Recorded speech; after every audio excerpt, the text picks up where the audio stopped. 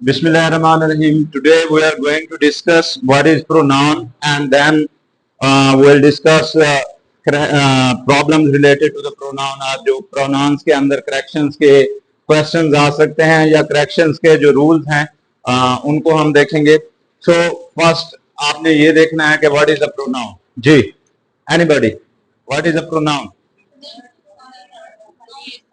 अच्छा, जब भी आपने पार्ट ऑफ स्पीच की डेफिनेशन करनी है, यू हैव टू से द वर्ड. ठीक है, the word which is used in place of a noun.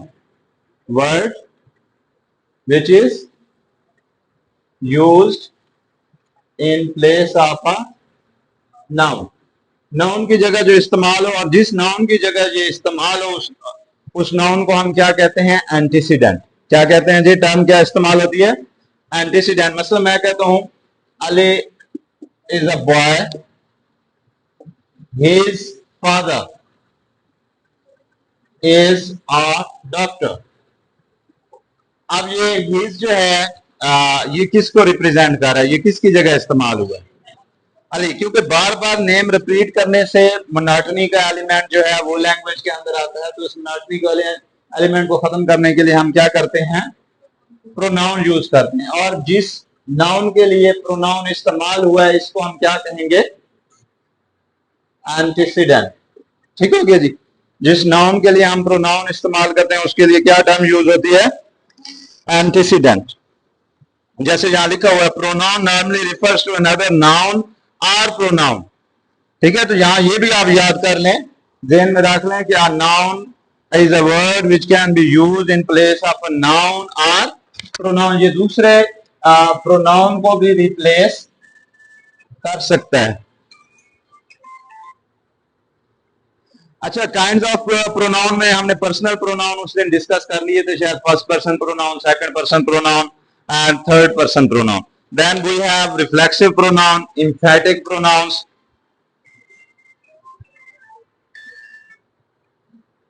demonstrative pronouns, indefinite pronoun, relative pronoun, interrogative pronoun. These are different types. इसके बाद distributive pronouns हैं, reciprocal pronouns हैं, quantitative and compound relative pronouns. These are different types. So one by one हम देखते हैं. Personal के बारे में हम बात ऑलरेडी कर चुके हैं. First we see the reflexive pronoun. Reflexive pronoun क्या होते हैं? जिनके साथ self या self लगता है. जैसे ourselves, ठीक हो गया, माई सेल्फ, देयर सेल्फ. तो सिंगल के साथ सेल्फ और प्लूरल के साथ सेल्फ लगता है. इसकी देख लें. The meaning of the sentence is not complete without reflexive pronoun. जहां पर जुमला लिखा हुआ है रिफ्लेक्सिव क्या होता है?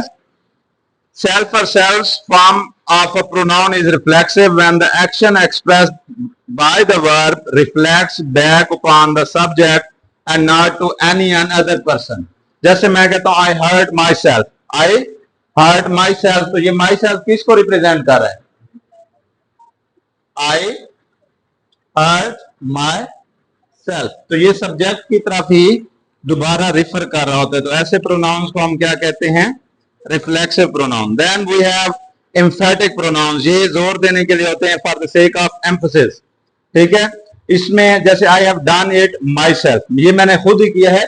इस पे जो एक्शन होता है ना वो सब्जेक्ट के ऊपर जो है, जैसे हमने रिफ्लेक्सिव के ऊपर देखा है उस तरह से शो नहीं होता.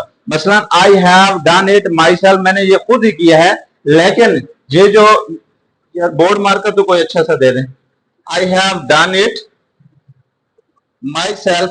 तो ये माई सेल्फ जो है ना, ये दोबारा इस पर जो है रिफ्लेक्शन अपनी शो नहीं कर रहा. इसके ऊपर इसका असर नहीं है. लेकिन ऊपर हमने जहां देखा था आई हर्ट माई सेल्फ, तो माई सेल्फ जो है इसके ऊपर जो है सब्जेक्ट के ऊपर अपनी जो है असर को शो कर रहा है. तो इनमें फर्क ये है कि जहां माई सेल्फ जो है it is for the sake of emphasis, जोर देने के लिए. और वहां जो है ये क्या कर रहा था? जो आपका सब्जेक्ट है उसके ऊपर रिफ्लेक्ट हो रहा था. Action express by the verb reflects back upon the subject. Verb hurt myself, hurt myself. तो माई सेल्फ जो है वो किसके ऊपर दोबारा रिफ्लेक्ट हो रहा है? On the subject. तो रिफ्लेक्सिव में जो है क्या सीन होता है जी? कि सब्जेक्ट के ऊपर दोबारा वो रिफ्लेक्ट होता है, लेकिन एम्फेटिक में नहीं होता। डिमॉन्स्ट्रेटिव प्रोनाउन सिंपल से हैं, उसमें दिस, दैट, ठीक हो गया, दोस, दीज, ये वाले वर्ड इस्तेमाल होते हैं। Demonstrative pronoun is used to point out to some noun going before and used instead of it। इसकी एग्जांपल भी हम देख लेते हैं आगे, शायद इसने कोई एग्जांपल नहीं दी। ठीक हो गया जी। The noun is called antecedent, ये आपको ऑलरेडी हम बता चुके हैं। The nouns include, ये जो प्रोनाउन है इसमें this, these, those, that, these are demonstrative pronouns। लेकिन अगर इनके बाद फौरन कोई नाउन लग जाएगा, ये किसी नाउन के साथ इकट्ठे इस्तेमाल होंगे, तो ये प्रोनाउन नहीं होंगे, rather they will turn into demonstrative adjectives. ये डोर खोल दें, इस डोर को खोल दें। डिमॉन्स्ट्रेटिव एडजेक्टिव, यहां पर ये जो अगर इस तरह डबल इस्तेमाल हुआ है तो ये डिमॉन्स्ट्रेटिव एडजेक्टिव है। इसलिए मैंने पहले भी शायद उस दिन भी बताया था कि अगर खाली विच है तो वो इंट्रोगेटिव प्रोनाउन के तौर पर इस्तेमाल हो सकता है। लेकिन अगर हम कहें विच बुक, ठीक हो गया, एटसेट्रा, तो इनके साथ अगर हम कोई नाउन जो है उसका एडिशन हो जाएगा या ये किसी नाउन के मीनिंग में इजाफा कर रहे होंगे, then they will be adjectives. आगे बात समझ। तो ये आपने यहां पर ये कंफ्यूजन हो सकती है डिमॉन्स्ट्रेटिव प्रोनाउन और डिमॉन्स्ट्रेटिव एडजेक्टिव की, जो अभी ट्रिकी है। उसके बाद इसकी टाइप्स फर्दर देखते हैं। Indefinite pronouns, these pronouns refer to person और थिंग इन जनरल वे, जैसे all were saved, all were saved, तो ऑल किसको रिप्रेजेंट कर रहा है जी? जनरल वे में सारे लोगों को जो है ना। प्रोनाउन रिफर्स टू पर्सन्स और thing in general way. None of your stories, अब नन यहां पर क्या है? It is indefinite pronoun. इसके अलावा जो इसके अंदर आ जाते हैं somebody, few, nobody। आपके पास नोट्स हैं तो आपके लिए देखना, अब चीजें मेरे ख्याल में बेहतर आपको समझ आ रही होंगी जिन लोगों ने लिए हैं। तो उसके अलावा many, other, anybody, etc। उसके बाद रिलेटिव प्रोनाउंस हैं। Relative pronoun relate to some noun और other pronoun giving before in the sentence. तो रिलेटिव प्रोनाउन जो है, जैसे वर्ड से ही जाहिर है, तो इसमें क्या होता है? इट रिलेट सम नाउन और other pronoun to a noun और something before it in the sentence. मसलन हम ये जुमला लिखते हैं, the ground which we dig will bear a fine crop. The ground which we dig, क्या है जी? Will bear a fine crop. तो इसमें जो ज्यादातर वर्ड इस्तेमाल होते हैं, अगर ये विच, हु, व्हाट ये बिगनिंग पर इस्तेमाल हो तो ये इंट्रोगेटिव के तौर पर ज्यादातर इस्तेमाल होते हैं। इंट्रोगेटिव प्रोनाउन अगर सेंटेंस के दरमियान में आ जाए तो ये किसके सेंस में यूज होते हैं जी? Who, whom, whose, these are relative pronouns. ठीक है, जो दैट की जगह अक्सर इस्तेमाल होते हैं। दैट और हु, हुज, ये भी इकट्ठे समटाइम कंफ्यूजन आ जाती है इन वर्ड्स के अंदर कि यहां हमने दैट लगाना है या हुज लगाना है या विच लगाना है। ये अक्सर फिल इन द ब्लैंक्स वाला जो पोर्शन होता है वहां पर ये प्रॉब्लम हमारे लिए क्रिएट करते हैं। लेकिन आपने इनको याद रखना है कि हमारे रिलेटिव प्रोनाउंस क्या हैं? Who, whom, which. जी, एनी क्वेश्चन? जी, the ground which we dig, जी, डेफिनेट नहीं, इनडेफिनेट एडजेक्टिव का कोई हमारे पास वो कंसेप्ट नहीं है। ठीक हो गया। ये बेसिकली दो चीजों को आपस में रिलेट कर रहा है, इस ग्राउंड को और जो उन्होंने क्या किया है? डिग किया है। आगे बात समझ। The ground which we dig will bear a fine crop. ये इन दो हिस्सों को जो है आपस में क्या कर रहा है? मिला रहा है। उसके बाद है an interrogative pronoun is the one which asks questions। interrogatives जो है वो क्या करते हैं? सवाल पूछने के लिए। जैसे मैं कहता हूं who spoke, अब इसमें who क्या है? it's a interrogative pronoun। या of whom did he speak, उसने किसके बारे में बात की। यहां पर whom जो है या of whom जो है it is interrogative। उसके बाद है distributive pronouns, those pronouns which refer to one person और one thing at a time. which refer to one person or one thing at a time, जैसे यहां पर लिखा हुआ है everything, सॉरी इसके अंदर है each, either, neither, everybody, everything, they are commonly used distributive pronouns। तो ये distributive pronouns के लिए जो वर्ड इस्तेमाल होते हैं इन पे थोड़ा सा आपने फोकस रखना है, याद रखने की कोशिश करनी है। Then we have reciprocal pronouns। Reciprocal pronoun is a pronoun used to identify an action or feeling that is reciprocated। Reciprocate का मतलब क्या है? लौटाने के मीनिंग में इस्तेमाल होता है। जैसे आप किसी को गिफ्ट देते हैं, वो इन रिटर्न आपको कुछ दे दे, तो उसको हम क्या कहेंगे? रेसिप्रोकेट करना। तो अब यहां पर देखते हैं जी, इसकी दूसरी डेफिनेशन है, a pronoun that expresses mutual action or relationship। mutual action or relationship is called reciprocal pronoun। जैसे one another है, each other है, they love each other। ठीक हो गया, दो बंदे हैं, दो से ज्यादा हैं तो वन अनदर हम इस्तेमाल करते हैं। जैसे बिटवीन और अमंग का डिफरेंस आपको पता होगा। ठीक है, दो भाइयों के दरमियान जायदाद डिवाइड हो तो वो क्या होती है?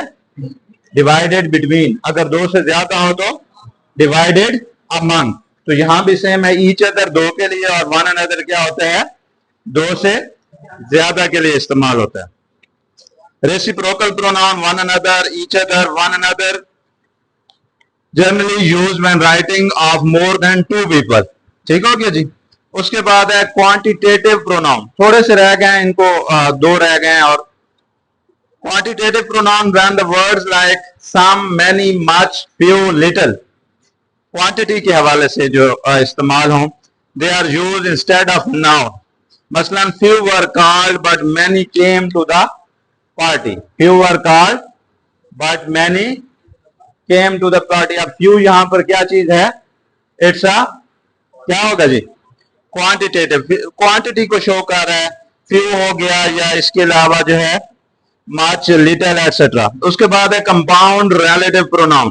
कंपाउंड रिलेटिव प्रोनाउन ये उसकी 11वीं किस्म है।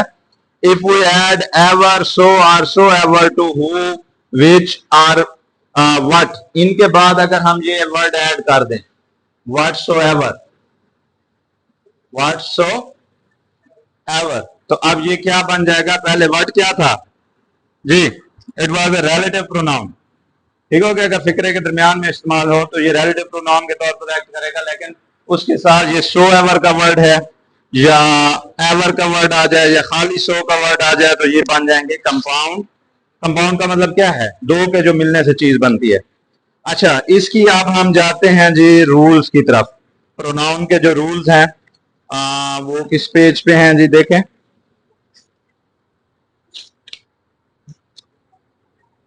करेक्शंस ऑफ नाउन, पेज देखें जी, rules for the correction of pronoun. मैं ये इसलिए ज्यादा लेके चल रहा हूँ, करेक्शन पे फोकस है कि जनरल वन पेपर के अंदर तो इसी तरह की चीजें आती हैं। पार्ट ऑफ स्पीच के आइडेंटिफिकेशन है, एक्टिव पैसिव का जुमला आ सकता है, डायरेक्ट इनडायरेक्ट का जुमला आ सकता है, या फिर वोकैबुलरी, एंटोनिम, सिनोनिम, ये डिफरेंट चीजें आ सकती हैं। आ गई बात समझ? तो करेक्शन जो है that is one of the important part. कोई भी जो है आप लोग देना चाहें। कल किसी का पेपर है? डे खान, किसका है? किस किस सब्जेक्ट का है? जे आईबी का है जी। और किसका है? One only. और कोई जा रहा है? बॉयज आप में से किसी ने अप्लाई नहीं किया था आईबी के लिए? नहीं, कल है या दे आए हैं? तो अपना एक्सपीरियंस आपने शेयर करना है अभी। ठीक है, मैं जल्दी कोशिश करूंगा। मैंने भी एक आध बार दिया है। हमने तो ये चीजें लेट शुरू की हैं, but you have the edge. इन चीजों पे अगर सीरियस हो के आप लोग ट्राई करें तो दीज आर वेरी गुड। और इनके अंदर जो ऐसी जॉब हैं, वेल प्रिविलेज जॉब हैं। जॉब ऐसी करनी चाहिए जिसके अंदर आपको प्रिविलेजेस मिले। आगे बात समझ? तो इन जॉब्स की तरफ आप जरूर फोकस करें। असिस्टेंट डायरेक्टर एएसएफ है, असिस्टेंट डायरेक्टर हमारे बखर की भी हैं लड़कियां, एक दो को मैं जानता हूं जो असिस्टेंट डायरेक्टर एएसएफ हैं। तो इसी तरह आईबी के अंदर भी आप जो है अच्छे से अच्छे जा सकते हैं। मैं ये सिर्फ नहीं कह रहा कि असिस्टेंट डायरेक्टर के लिए करें, इंस्पेक्टर, इस तरह की चीजें, फीमेल भी इस फील्ड के अंदर जो है ऑलरेडी मौजूद हैं। तो आपको जब तक चीजों का पता नहीं होता फिर आपके लिए मसाइल होते हैं। इसका मोस्टली लिखा हुआ होता है assistant director federal government organisation, लोगों को पता नहीं चलता कि ये आईबी की है। आ गई ये बात समझ? तो वो मोस्टली अजीब लोग जो है अप्लाई नहीं करते, मुझे बड़े काफी अरसे बाद पता चला, बट आप लोग क्योंकि यू हैव टाइम, मैं तो अब 34 का ऑलरेडी हो चुका हूँ, और हमें एक बंदा जब जॉब में होता है तो वो बहुत ज्यादा रिलैक्स फॉर्म में होता है। मैंने भी कल देना है, लेकिन मैंने उसके लिए कोई पर्सनली जो है वो तैयारी नहीं की। लास्ट टाइम मैं करता रहा था, बट अनफॉर्चुनेटली उसमें मेरे स्टूडेंट था, लेक्चरर है, वो उसका रिटर्न वगैरह स्कैनिंग का टेस्ट पास हो गया था, शायद अभी उनका रिटर्न हो रहे हैं। तो ये स्कैनिंग टेस्ट इसका होता है पहले, इसके बाद फिर रिटन टेस्ट होता है, सब्जेक्टिव पेपर होता है इंग्लिश वगैरह का। तो ये भी आपने ज़हन में रखना है कि एसे, कंप्रीहेंशन, ये वाले वहां पे भी क्वेश्चन आते हैं। उसके अलावा जो फेडरल की जॉब्स हैं उनके कुछ ऐसे एग्जाम हैं जिनमें स्क्रीनिंग के बाद है ये बाकायदा इस तरह के सब्जेक्टिव पेपर भी साथ होते हैं। Got it? या सब्जेक्टिव समटाइम जो है स्क्रीनिंग नहीं होता और इंग्लिश का जर्नल पेपर होता है। 100 नंबर का क्या होता है? इंग्लिश का जर्नल पेपर होता है, और 100 नंबर आपके रेलिवेंट सब्जेक्ट से रिलेटेड, जैसे कोई कॉमर्स है, बीबीए वगैरह किसी ने किया हुआ है, केमिस्ट्री वगैरह की हुई है, इस तरह से। अच्छा, अब इसका रूल 1 देखते हैं। The indefinite pronoun one must always followed by its possessive case one's. ठीक है, जब भी वन आ जाए तो उसके आगे जो है आपने वंस लगाना है, नॉट हिज और हर। पोजेसिव प्रोनाउन वन का क्या है? वंस है। ये आपने याद रखना है। जो भी नाउन आपने इस्तेमाल करना है उसी का पोजेसिव आपने इस्तेमाल करना है। आई का पोजेसिव क्या होगा? माई। ठीक होगा। ही का पोजेसिव क्या होगा? हिज। तो यहां देख ले, one must mind his own business नहीं आएगा, one must mind one's business. One must mind one's business. अब यहां वंस हमने क्यों लिखा है? क्योंकि इसका जो सब्जेक्ट वो है पोजेसिव केस जो है वन का, वो वंस है, और जो प्रोनाउन होगा उसी प्रोनाउन का हमने क्या इस्तेमाल करना है? आई है तो माई होगा, ही है तो हिज होगा, शी है तो हर होगा। अकॉर्डिंग टू जो प्रोनाउन है उसके मुताबिक आपने उसका पोजेसिव इस्तेमाल करना है। One must do her duty. जी क्या बनेगा? One must do one's duty. One must do one's duty. आगे जो रूल 2 देखते हैं। A pronoun must agree in number. Number से क्या मुराद है जी? प्लूरल है या सिंगुलर है? ठीक हो गया जी। उसके बाद लिखा हुआ है पर्सन और जेंडर। जेंडर से मुराद क्या है? मैस्कुलन है या फेमिनिन है? लड़की के लिए आपने शी लगाना है, लड़के के लिए आपने ही लगाना है। जमा होंगे तो दे लगाना है। ठीक है। थर्ड पर्सन है तो, फर्स्ट पर्सन है तो क्या लगाएंगे? वी। अच्छा, every man should do their duty. ये कैसे होगा? Every man should do their duty. हाँ जी, every man should do his duty. Every man. ठीक है। यहां पर क्या है? Every women should do her duty. Every women should do her duty. तो ये आपने ध्यान में रखना है। उसके बाद इसका थर्ड रूल है pronoun following the joining words than and as are used in nominative subjective case. ठीक है। ऐसे जिनके बाद हम क्या इस्तेमाल करते हैं? देन या एज। ही इज मैं कहता हूं टॉलर देन मी नहीं होगा। सब्जेक्टिव केस मी का कौन सा है जी? मी का सब्जेक्टिव केस कौन सा है? आई। मी जो है ये ऑब्जेक्टिव केस है, माई पोजेसिव केस है, पर्सनल प्रोनाउन है, और आई क्या है? सब्जेक्टिव केस है। तो देन और एज के बाद सब्जेक्टिव केस प्रोनाउन का इस्तेमाल करना है, ना कि आपने objective. He is taller than me नहीं होगा, he is taller than I. Got it? उसके बाद हम चलते हैं जी। You are industrious as. You are industrious as him आएगा या ही आएगा। ठीक है। एज और देन के बाद आपने क्या करना है? इनके बाद आपने प्रोनाउन का सब्जेक्टिव केस, यानी सब्जेक्टिव केस से मुराद क्या है? I, we, you, he, she, they, it, ये इस्तेमाल करना है। अगर लेट आ जाए, लेट के बाद हमेशा प्रोनाउन का आपने क्या इस्तेमाल करना है? Objective case. लेट के बाद क्या करना है? प्रोजेक्टिव केस कैसे है? मी, आई का क्या है? मी, ठीक है। We, our, us, let us speak, let us play, ठीक है। Let me speak, let me tell, ठीक हो गया। आगे क्या कह सकते हैं? यू का क्या आएगा? You, your, you, he, his, him, let him speak. She, her, let her speak. They, their, them, let them speak. Got it? जो लेट है उसके साथ क्या इस्तेमाल होगा जी? ऑब्जेक्टिव केस इस्तेमाल होगा, ये आपने याद रखना है। उसके बाद है जी, when the pronoun is in the first, second and third person are used together in the sentence, they will be used in the following order. अगर फर्स्ट पर्सन, सेकंड पर्सन और थर्ड पर्सन इकट्ठे इस्तेमाल हो, ठीक है। अच्छी बात के लिए अलग तरतीब है, बुरी के लिए अलग तरतीब है। तो पहले है सेकंड पर्सन पहले लगाएंगे, फिर आपने थर्ड पर्सन लगाना है और फिर आपने फर्स्ट, यानी इसको हम क्या कहेंगे? 2-3-1। 2-3-1 आप कब लगाएंगे? जब सिचुएशन क्या हो? अच्छी हो। तो एंड पर खुद को लिखना है। मसलन I, you and he are friends, तो यहां पर क्या होगा? आई की जगह पहले क्या आएगा? You, he and I R friends. Second person क्या है? You, he and I R friend. ये पॉजिटिव बात के लिए तरतीब है 231। Second person, third person and first person. अगर इसके उलट हो तो फिर आप तरतीब चेंज कर लेते हैं। वो 321 बनता है मेरे ख्याल में, सॉरी 123। क्या बनता है?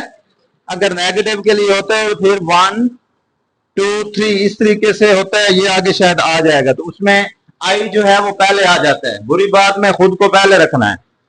I, you and he are thief, ठीक है। मैं, वो और तुम, ठीक हो गया। इस तरीके से करना, शायद आगे आ जाएगा ये रूल भी। आगे पोजेसिव प्रोनाउंस जो हैं उनके लिए आप क्या करते हैं? Are not followed by a noun. इनके बाद आपने नाउन नहीं, माइन के बाद, माइन बुक नहीं आएगी। पोजेसिव के साथ आपने क्या है? कोई भी नाउन नहीं लगाना। दिस बुक, ठीक है जी। दिस इज माइन बुक गलत होगा। This book is mine, this book is mine. अब दिस बुक क्या चीज है जी? दिस बुक में दिस क्या चीज है? It's a demonstrative adjective, demonstrative adjective. This book is mine. These are theirs cattle, ठीक है। These cattle are theirs, these cattles are theirs. ये आपने याद रखना है। जो पोजेसिव प्रोनाउन है उनके बाद नाउन नहीं लगेगा। Reflexive pronoun which refer to the plural antecedent, plural यानी कि नाउन को शो करें। Take the plural verb, plural antecedent होगा तो प्लूरल वर्ब होगा। जैसे Aslam is one of the students who have always shown good academic performance. Who have, Aslam is one of the students. Aslam बहुत सारे तलबा में से एक तालिब इल्म है जिसने गुड परफॉर्मेंस, हु हैव आएगा, हैज नहीं आएगा। Who have shown good performance. तो यहां पर रिलेटिव प्रोनाउन का लिखा हुआ विच रिफर्स टू प्लूरल एंटीसीडेंट। यहां पर स्टूडेंट्स जो है, हु किसकी तरफ रिफर कर रहा है जी? स्टूडेंट्स की तरफ रिफर कर रहा है, असलम की तरफ रिफर नहीं कर रहा, ठीक है। Aslam is one of the students. Who, अब हु जो है it is representing students not Aslam. तो इसके साथ अब वर्ब क्या आएगा? जब वर्ब क्या है, जब एंटीसीडेंट प्लूरल होगा तो वर्ब भी प्लूरल। स्टूडेंट्स जमा है तो वर्ब हैज नहीं आएगा, हैव आएगा। आगे है जी, the pronoun agrees with the nearer of the two antecedent used in the sentence. Verb जो है वो एग्री करेगा किसके साथ? जैसे हम वर्ब सब्जेक्ट एग्रीमेंट करते हैं, कहते हैं कि अगर सिंगुलर नाउन होगा तो सिंगुलर वर्ब होगा, अगर प्लूरल नाउन होगा तो प्लूरल वर्ब इस्तेमाल करना है। जैसे गर्ल्स हैव आएगा और गर्ल हैज, सिंगल है गर्ल तो हैज आया, गर्ल्स आ गया तो हैव आया। तो यहां हमने क्या देखना है, we are looking for relative pronouns, और उनके एंटीसीडेंट के बाद वाला जुमला है कि प्रोनाउन जो है वो किसके साथ एग्री करता है, nearer of the two antecedent, जो उसके नियर दो एंटीसीडेंट हो उनमें से किसी के साथ भी कर सकता है। I dislike all things and persons which are not charming, ये जुमला देखें, I dislike all things and persons, क्या आएगा जी, हु। पर्सन जो है क्या है, विच क्यों नहीं आया, पर्सन जानदार हैं, ठीक हो गया। पर्सन जो है I dislike all the things, things तो बेजान हो सकते हैं लेकिन पर्सन क्या है, जानदार हैं, तो उसके लिए हु लगाया उसने, विच नहीं लगाया। आगे we hate all the persons and doings who are evil, second को देखें क्या है, डूइंग्स, डूइंग्स ऑफ एक्शन जो आपके होते हैं वो क्या होते हैं, इनएनिमेट होते हैं, जानदार नहीं होते, तो उनके लिए हम क्या लगाएंगे, विच लगाएंगे, हैव सॉरी हु नहीं लगाएंगे। ये जुमला देखें, we hate all the persons and doings which are evil, doings जो है इनएनिमेट है तो हम क्या लगा रहे हैं, विच लगा रहे हैं। पीछे हमारा जो था वो क्या था, पर्सन जो था, क्योंकि वो इन एनिमेट है, इनएनिमेट नहीं है, तो विच की जगह हमने क्या यूज करना था, हु। विच की जगह क्या यूज किया हमने, हु। तो एनिमेट के लिए हु एंड इनएनिमेट बेजान के लिए विच आपने यूज करना है। टाइम कितना हो गया जी, अच्छा रूल 9 देखें जी, the complement of the verb to be, to be verb क्या होते हैं जी, is, am, are, was, were, being जो है इनको टू बी वर्ब कहते हैं। when it is expressed by a pronoun takes the nominative case of the pronoun, nominative case कौन सा होता है, subjective case, ठीक हो गया। इसके साथ टू बी वर्ब के साथ आपने हमेशा क्या लगाना है जी, nominative case, subjective, it is I होगा, इट इज मी नहीं होगा, इट इज ही होगा, इट इज हिम नहीं होगा। अक्सर आप जुमला बोलते हैं इट इज मी, ये गलत है, it is I. Is, am, are, was, were, ये जितने भी हैं बीइंग, टू बी वर्ब्स जो हैं, इनके बाद प्रोनाउन का, पर्सनल प्रोनाउन की कौन सी हालत लगेगी जी, सब्जेक्टिव हालत लगेगी। पर्सनल प्रोनाउन की कौन सी हालत लगेगी, it is I, it is me, ये क्या है, गलत है, इट इज ही। आ रही है समझ, ले लो ना मैंने आपको, ओके। अच्छा उसके बाद हम चलते हैं, if two pronouns are joined by the joining word, उनमें कंजंक्शंस आ जाए। जॉइनिंग वर्ड्स क्या होते हैं, conjunctions, conjunctions are the joining words, and है जैसे, this should be in the same case, इनको हमने क्या इस्तेमाल करना है, सेम केस में इस्तेमाल करना है। She and me were absent, she and me were absent. अब यहां क्या गलती है कि अगर पर्सनल प्रोनाउन है तो दोनों को सेम केस होना चाहिए, शी एंड आई वर, क्या आएगा जी, she and I were absent.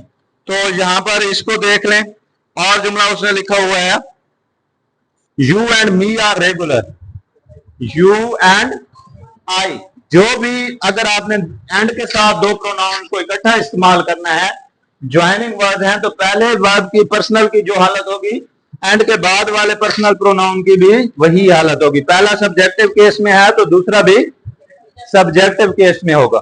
आ रही है बात समझ जी। उसके बाद हम चलते हैं आगे, the relative pronoun which refer to plural antecedent take the plural verb. Plural antecedent यानी कोई भी नाउन है, आगे बात समझ, अगर हमने रिलेटिव प्रोनाउन हुज, विच, इस तरह का कोई रिलेटिव प्रोनाउन इस्तेमाल करना है और वो पीछे किसी प्लूरल चीज के बारे में बता रहा है, तो उसके साथ वर्ब कौन सा इस्तेमाल होगा, प्लूरल होगा। कहां पे था जी, मसलन he is one of the workers, he is one of the workers, who is नहीं आएगा, हु आर, वर्कर्स के साथ हु को आपने रिलेट करना है। ही, मैंने जैसे असलम कहा था, Aslam is one of the students who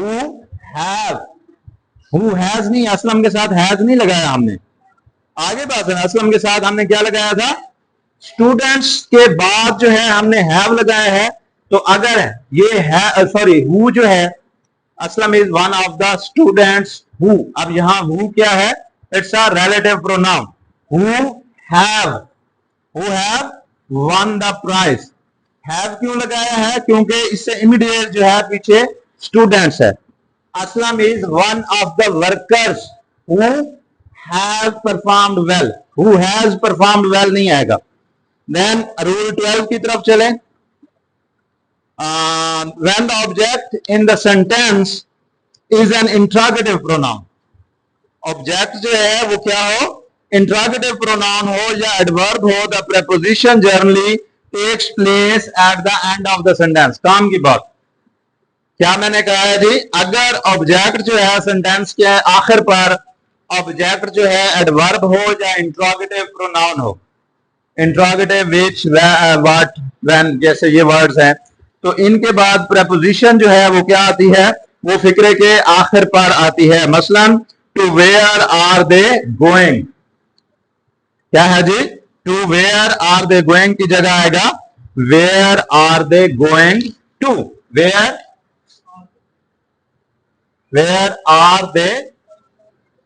तो प्रेपोजिशन जो है कहां पे आई, आखिर पे। टू, ये जुमला गलत क्या था, to where are they going. अब जुमला बनता क्या है, where are they going to, when the object in the sentence is an interrogative pronoun.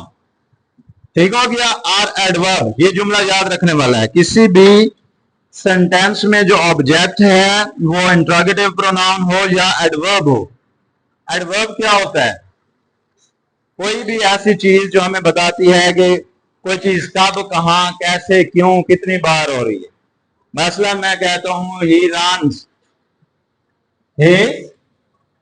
वो दौड़ता है, कैसे दौड़ता है, फास्ट।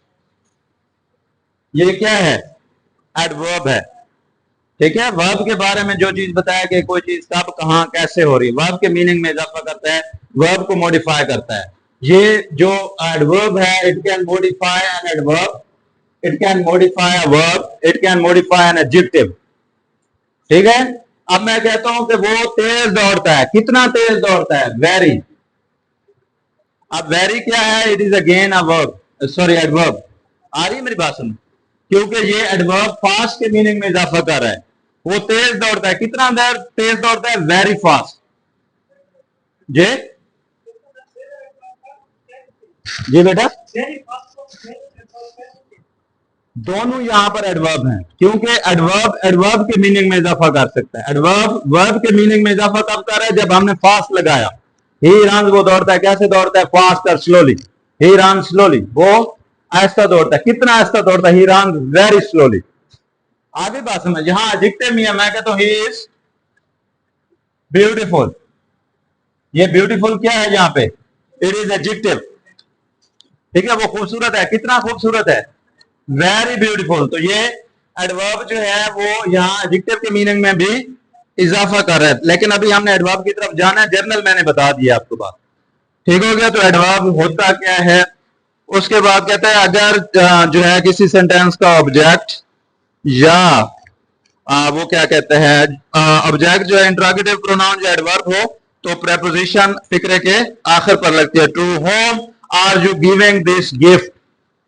ठीक है, whom are you giving this gift to. तो प्रेपोजिशन जहां पर कहां पर आई जी, आखिर पर आई। काफी है जी आज के लिए। अगर आपको किसी बात की समझ नहीं आई, मैंने कोशिश की है विद एग्जांपल आपको चीजें कोट करने की। If you have any confusion, जी बेटा।